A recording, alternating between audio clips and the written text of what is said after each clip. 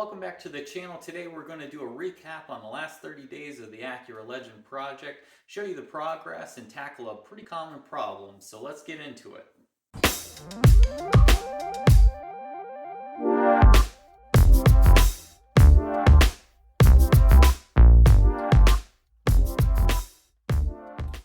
So like I said, welcome back to another video on the Acura Legend. In this video, we actually took out the car for the first time, did kind of a shakedown run to figure out what was still on the problem list that we needed to tackle and had yet to check off. What we arrived at was what we thought might be a number of problems occurring with the actual drivability of this car.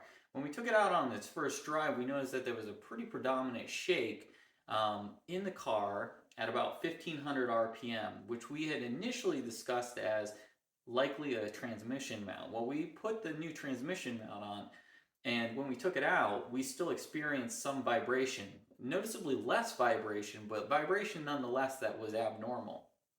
So what we did is we went through just a listing of problems. Let's start like very high level, 50,000 foot view about what the actual problem could be.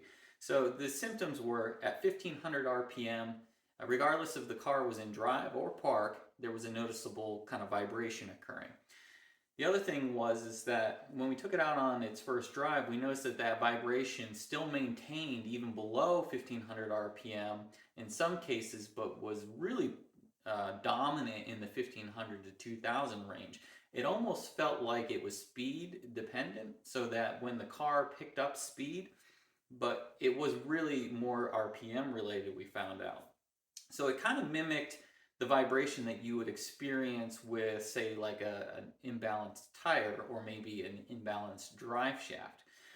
So we listed those problems out. We also thought and speculated that it could be a differential issue. As you know, differentials on these cars just wear. It's just a common problem with miles. And this car, although it has low mileage for a 30-year-old car, it still has what you would consider high miles.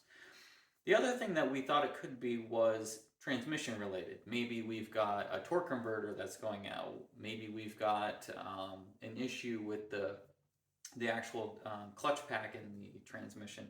So we listed out all these problems, and what we decided to do was let's start with the most likely as well as the cheapest. And so that led us to, why don't we just do a general servicing on the transmission fluid, the differential fluid, and the screen filter that's in the transmission.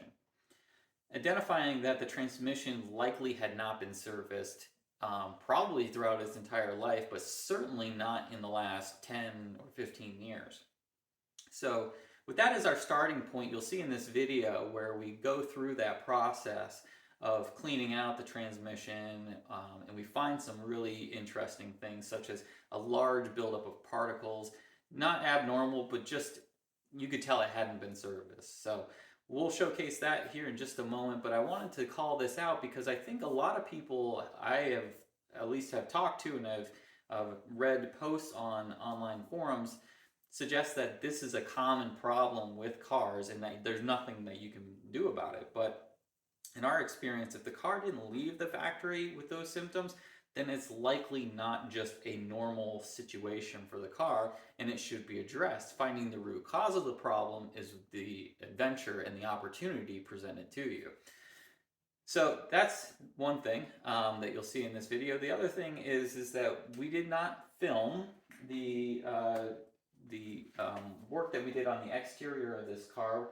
We actually did a exterior detailing, color correction, paint correction, as well as some exterior. So to make up for that loss, we will just do some glamour shots for you, showcasing the car in all of its glory. But basically in this video, it's going to be a wrap up of all the work we've done thus far in getting this car prepared for its inevitable showcasing in multiple events this year. So if you have an opportunity to attend a number of the events that we're going to be bringing this car to, such as the National Acura Legend Meet, and you want to connect with us, feel free to do so. We'll also likely go to H-Day like we did last year with the CL. So let's get to the action. If people are unaware, this brand is the OEM supplier for the Honda automatic transmission fluid. Now, obviously things evolve over time. So this is Type H+. This is compatible with both ATF Z1 and ATF DW1. So this is the newer reformulated version of the Honda OEM fluid. So as you can see here, we've got the transmission, or under the car. This is the transmission pan, and so we will need to remove this. Luckily on this car, it's literally just taking these bolts off and dropping down this faceplate off of the bottom of the transmission pan. The exhaust can stay on. What we're going to do here is drain it, and so you just need a 3/8 ratchet, and I would recommend a long one if this has been a while since you've done this. And then we will take this off and drain the fluid.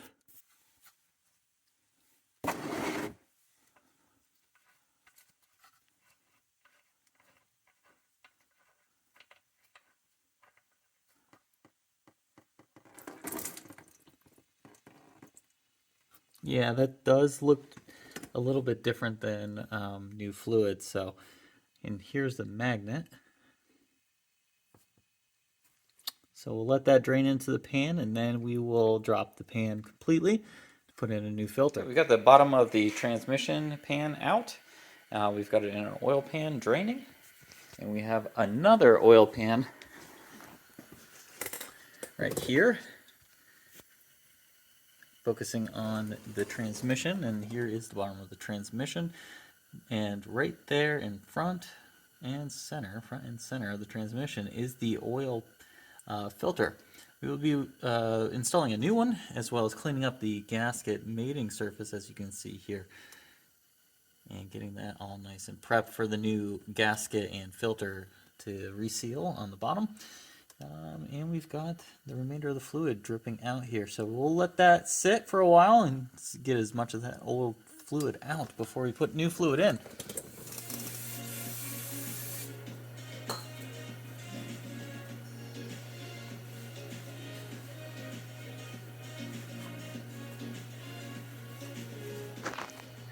Alright, so what we did was we cleaned out the bottom of the pan, had a bunch of metal shavings in it. Also, there's a magnet over here. So you've got two magnets. You've got one in the pan, and you've got the drain plug. So both of those need to be cleaned, which we did. So let's hop underneath the car.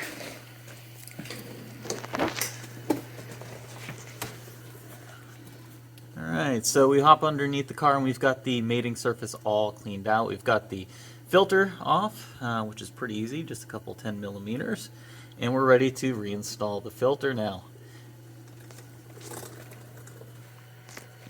Here's our old filter, and as you can see, it looks pretty caked up with debris. We've got our new filter here, and if we look at the filter, it looks pretty much different from the screen perspective.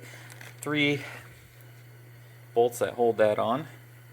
For those who may be wondering, your fluid capacity right here for the transmission automatic is 3.3. If you're doing an oil change, if you're doing an overhaul, it's 8.7. So that gives you an idea of how much fluid is actually in there if you were to do a changeover.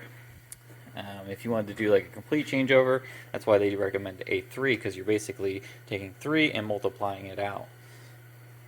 So we'll go ahead and get this in, and then we'll pick up.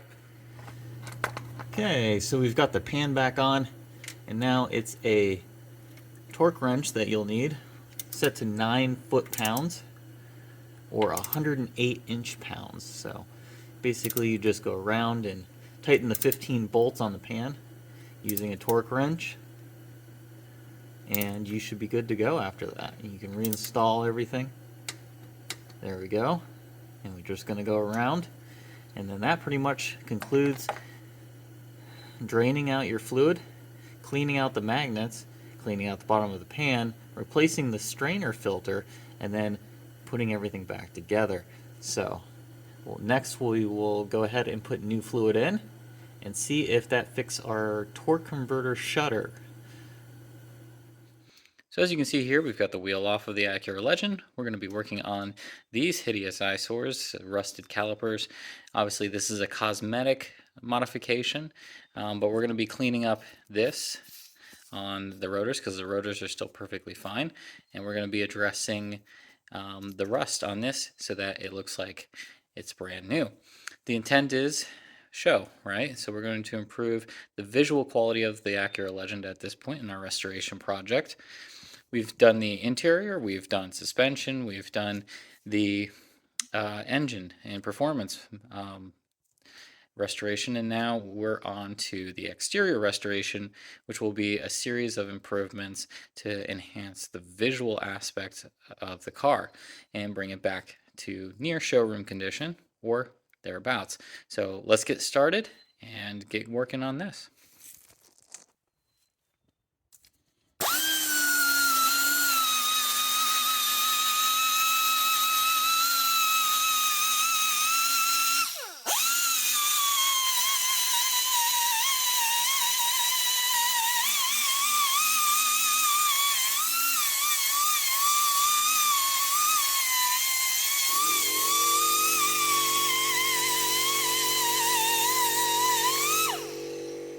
So here's the product after one coat applied. We'll apply 2 coats at least. Make sure that we got complete coverage. What I'm doing right here is applying the paint with a foam brush. And the reason why I'm using a foam brush is because it's able to get into the tighter areas and squeeze that paint into it. You'll also notice that I'm using a silver paint. And the reason why I'm going with silver is because this is a lighter color car, and I thought black, like I've done on the CL, would be a little bit too much. So I went with a silver, and hopefully that sets off really nicely with the Seattle silver paint that we have on this car. So we'll apply another coat, and then we will eventually make our way around to all 4 wheels. We'll also put on a black paint here, because I do want it to contrast and not look so rusty. So we'll get this wheel down. We'll take this bracket off when it's dry. We'll wheel this down and we'll apply a rust protective black paint to make sure that this looks really good. Now we could have easily gone with new rotors, but these rotors are actually quite good, and these pads were recently replaced, and I'm assuming that the rotors were at the same time. So really our job here is just making sure that that looks really good, so when we drive the car, it sets off really nicely and doesn't look like rust anymore. Okay, so we've got the Acura Legend pulled out into the sun, and what we're trying to do is fix this molding right here so it came unattached from the trim right here, as you can see. And so, you know, kind of MacGyver day here, but the intent is that we give it enough time to actually bond. There's epoxy here, and this epoxy got a little messy, but that's easy to take care of. What's not easy is getting this to hold. So what we did was put a bunch of epoxy behind this, and we're using the shims here to just create that bonding force and give it some time in the sun to actually cure. Our hope is that this will actually stick. So we've got it on the other side too. And what's so difficult about this is that this part right here wants to push out, and so we're trying to create enough force on this that it will move back into position where we need it to be, and this will be a permanent fix eventually, and then we'll just clean up the edges right here where there's a little bit of epoxy out. Part of restoring a car is also part restoring its lineage, its history, and documentation. And in this case, we had to get a window sticker for this vehicle because the window sticker no longer existed. And that's pretty common. Unless you have a dedicated individual, a previous owner who was dedicated to preserving the history of the vehicle, you sometimes don't get this type of information.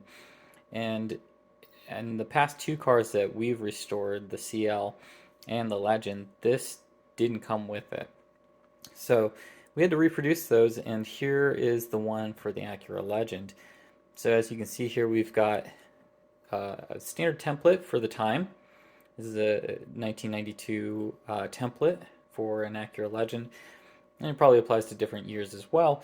But we were able to find a photo of a real one that we were able to make modifications to this and match the current vehicle. So we've got all the information that we could, and put down the information here about the dealer, the port of entry, some of the features, as well as the VIN and the engine number.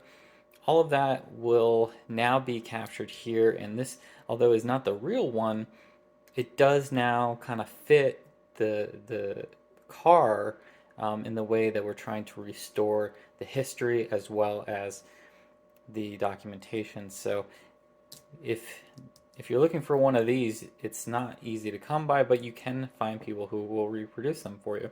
So we got this printed and laminated, and this will accompany the vehicle from this point forward, as well as be on display whenever the car is on display. So just a little piece of information I thought I'd share with everyone.